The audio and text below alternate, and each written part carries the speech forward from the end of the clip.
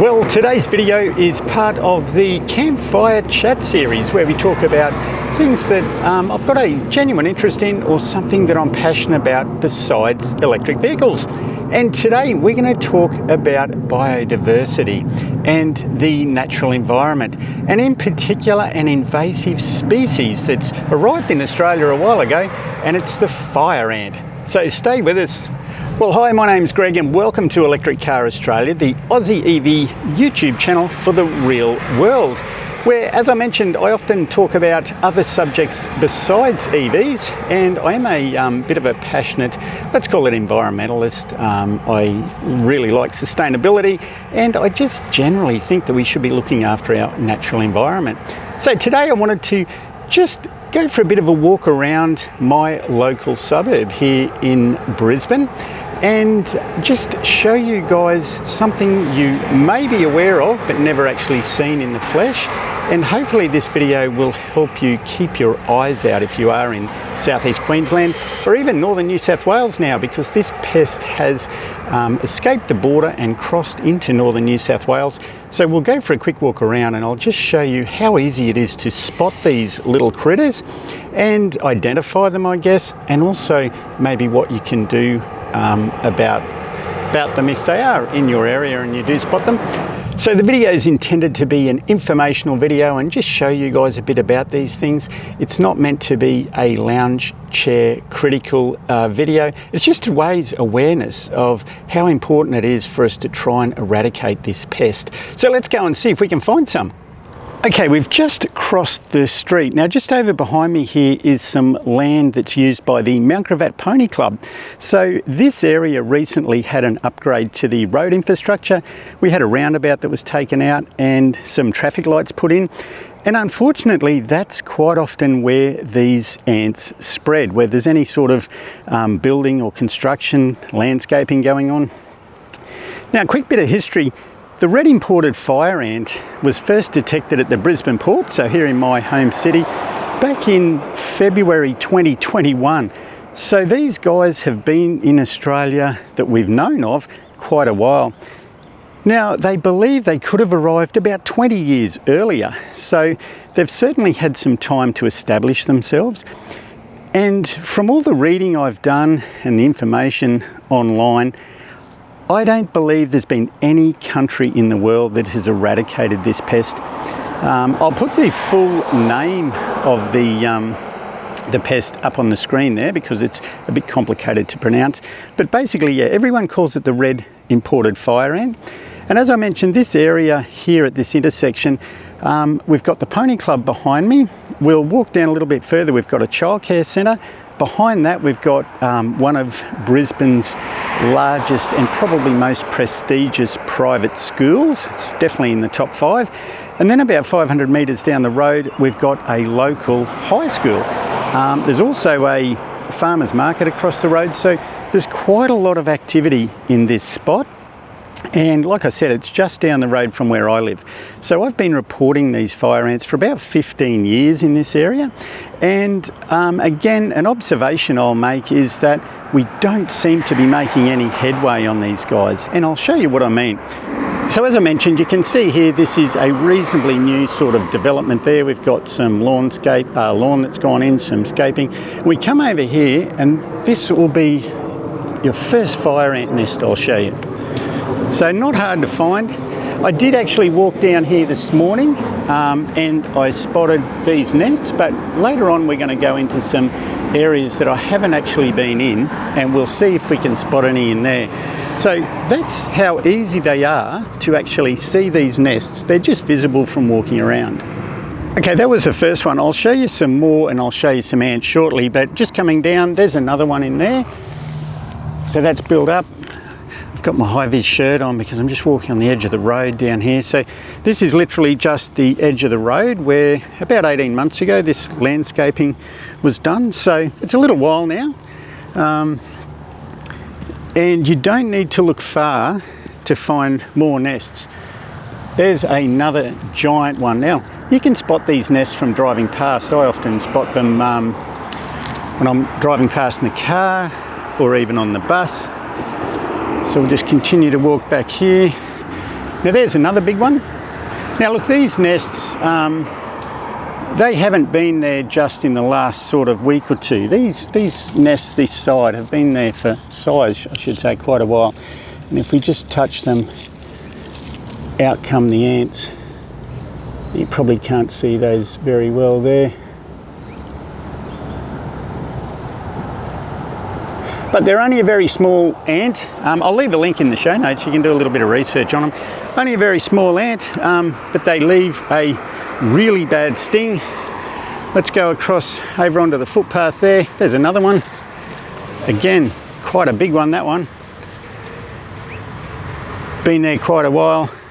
I bumped that one this morning. Definitely live ants in that one. So look, this is just looking down into the intersection. There's a childcare centre directly in front of us there. Over on the right hand side there, we've got a big market. We'll just swing back around. Now this is inside the pony club. You can probably see that one through the fence there. Again, decent sized nest. And I grew up on a farm. I'm used to sort of seeing green ant nests and bull ant nests. They have a coarser type sand in them, and they generally have the odd hole here and there. These fire ant nests, they use they sort of grind the soil up, and it's a little bit finer, I guess, and they generally don't have any holes in them.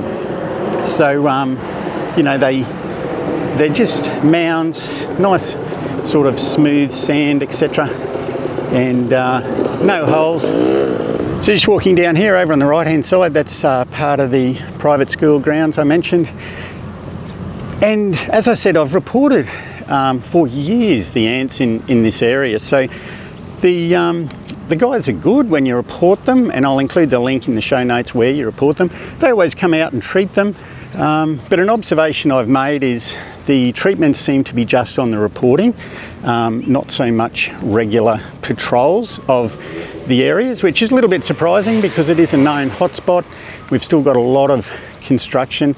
We'll walk down shortly into a new housing estate, so there's hundreds and hundreds, probably thousands of new estates, new houses going in around here, and lots and lots of soil being moved, etc. And guaranteed, when the soil's being moved around, there's ants popping up everywhere. So just panning through the fence at the pony club again, we've got another decent sized nest over there. So again, pretty easy to spot when you know what you're looking for. Again, that one's been there a little while, and we'll walk a little further down. This one looks like the termite type nest you'd see out in Central Australia, sort of a bit of a pyramid type shape, but there we go again, another decent sized nest over in there.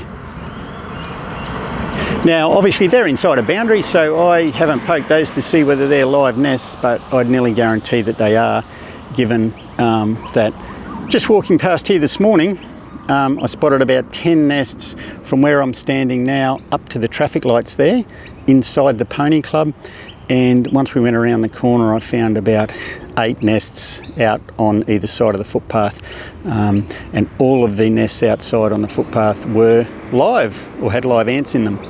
So I mentioned lots of housing estates, so I'm going to go down now and have a look at one of the recently completed estates. So probably in the last 6 months this one's been completed.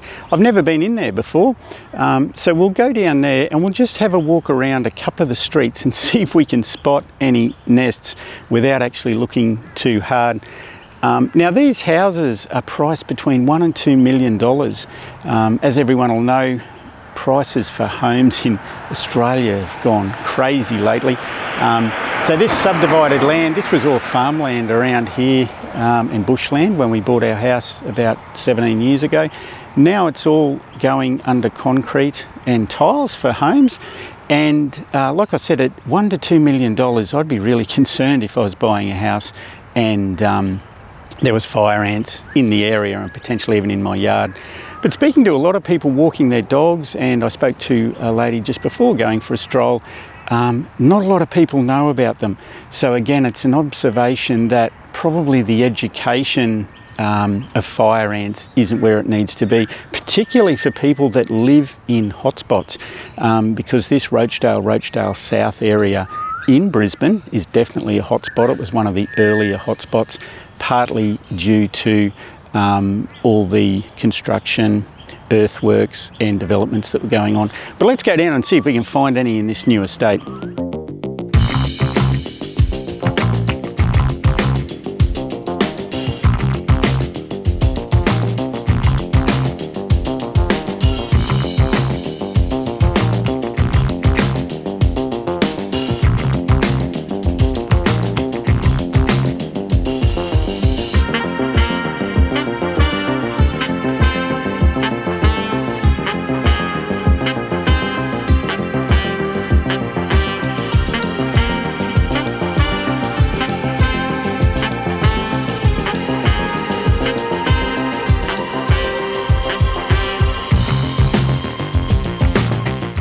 Okay, well, here we go. We've driven into the estate. As I mentioned, I've never been in here before. It's only recently, probably in the last 4 months, these construction fences have been taken down. It's been opened up. A lot of these houses have been sold. There's already people living in them. I noticed cars in there. And we probably won't hang around too long. Even though this is a public space, they're still actively selling these properties. And like I said, they're getting between $1 and $2 million for these. So there's a lot of sales guys running around here. So if they happen to spot me with a camera and come and ask me what I'm doing or wonder what I'm doing, they won't be overly happy if I'm explaining that there's fire ants in the area. But disappointingly, we didn't have to go too far. So if we just zoom around now, behind me, that's obviously the new estate. This is the street that I turned in, so it's literally the first street off the main road behind us over there. And over my shoulder there is the public high school I mentioned, just down in there. So we're very close to lots of action where there's kids, sporting groups on weekends, etc. We've driven into the first street here and this is what we've found. So there we go, I just parked, and again, it's the landscaping and the movement of soil that's spreading these things. So there's a nest there, one of the trees, and look at the size of that nest. Now, again, an observation is you don't need to go looking too hard to find these things. The organisation that's charged with attempting to eradicate them, they've got specially trained dogs to sniff them out and all sorts of stuff. But in these hotspots, we don't need high-tech stuff. We just need to be able to walk around. Oh, and I just touched that stick to pick up, to scratch it to see if it was live, and there we go, I had ants running up my arm. So not sure whether you can see those, whether the camera will focus, but that's a really good shot of these red imported fire ants. Now, misconception a lot of people think is that they're large. They're only small little ants, and like I said, have a look at the link that I put in the show notes. They've got a red sort of body and a bronzy type abdomen or rear end, but the key feature is they're aggressive. So if you, I don't suggest kicking the nest or really disturbing it, but if you just lightly poke a stick in, they'll aggressively come out to defend the nest, and you can see what they're doing there. And I thought that stick was just lightly sitting on the ground. I was going to pick it up and bump the nest further up. So there's an example, and again, that nest has not just appeared in the last week or so. I'd say that nest's been there for a couple of months. So let's have a bit more of a walk around, but just panning up. There's the high school over there. So just across the road, lots of parents park in here to pick their kids up. There's some more development going on across the road over there. And I've just spotted here, as we're panning back up there we go, another nest there behind that tree. Nest there. There we go, there's a nice Audi. I won't show the number plate, but there's a nice Audi there. They'd be buyers looking around to see if they're going to buy. And here we go, look at this. Another nest on that plant there. Walk around, another nest there. Let's just bump it and see if these are live nests. I'd nearly guarantee they would be. Ooh, might have me there. Yes, there we go. Yep, live nest, ants in both those. Another one on the tree up there. So look, that's just at the entrance of the estate. Another one there. So literally, nearly every one of those trees has a nest on it. Now, as I mentioned, this is observations. I'm not having a go at anyone, but the spread of the soil in the landscaping is obviously a major contributor to this. Now, understand that is very difficult for the landscapers. Another one right in front of us there, to clean their machinery 100%. But we need machinery and stuff to be quarantined, I would imagine, in these hotspots. When we've got council mowing guys along the footpaths, they obviously hit the nests. Again, we'll just bump this one, see if it's live. Yep, out they come, there we go. So every one of these nests we've had a look at is live. And you'll notice, see that very fine particle sort of, it's got grass and stuff in it. But once you know what you're looking for, they're quite easy to pick up and observe. Another one there, somebody's put their foot in that one. So they're literally like 1.5 meters apart. So as I mentioned, very busy here, lots of cars going around. They'd be either homeowners or new buyers that are looking. So let's just cross over the street, and at the risk of, like I said, getting shooed out of the area, let's just have a look at along one of the boundary fences of one of the houses and see if we can spot any there. Oh, there's one there. So again, tree on the footpath. You can see that nest there hasn't been there that long, so that's probably a couple of weeks. Got some landscaping here. This looks like another one just on the edge of the footpath there.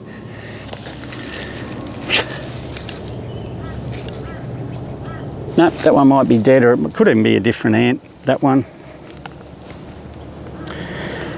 There we go, there's a couple of small ones there right on the edge. One there, one further up there. So they're the ones that get spread by the guys mowing the lawns. They hit that one.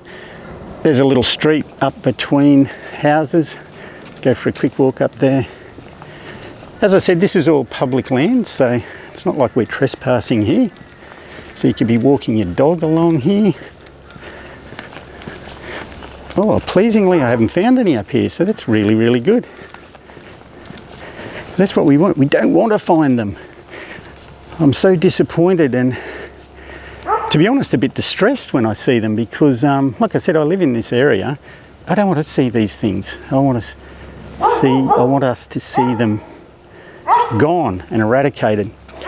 And some of the reasons they haven't been able to eradicate them, I won't go into them all. Again, you can do a bit of your own research.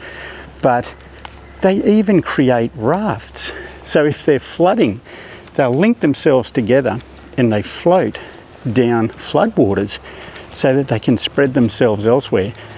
So that's how good these things are, and that's why I believe no country in the world has been able to eradicate them, because they're so good at looking after themselves. So really good to see. We haven't spotted any here. Now the reason for that is that it could be the construction hasn't finished that long ago here. You'll see there's obviously a house still well and truly under construction. So the ants maybe haven't had time to pop their heads up from their nests. So yeah, there's some construction up there. We won't go and make ourselves known to those guys. But yeah, really pleasing to see. Didn't spot any there. But like I said, we're not out of the woods because it could be just that the landscaping, etc., has only recently been completed and the ants haven't popped up yet. And here we are, I've just done a loop. So I've crossed the road, going back to the car, and unfortunately again, out on the footpath here, we've spotted some more. So right beside a boundary fence to a house where people will be walking their dogs, little kids. Just behind me there, I've got a little toddler on a scooter out having a great time. Now that's the risk. If these things get away from us, it's going to change the Australian outback lifestyle. There's another nest there.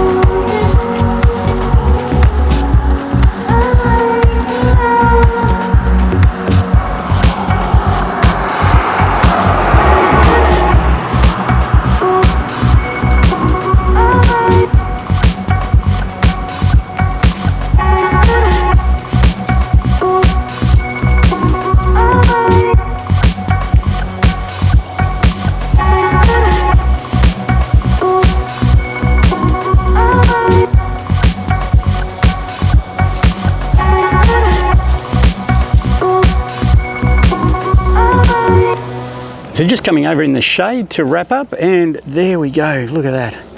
Another big nest. That's just, yeah, there we go. It's live as well.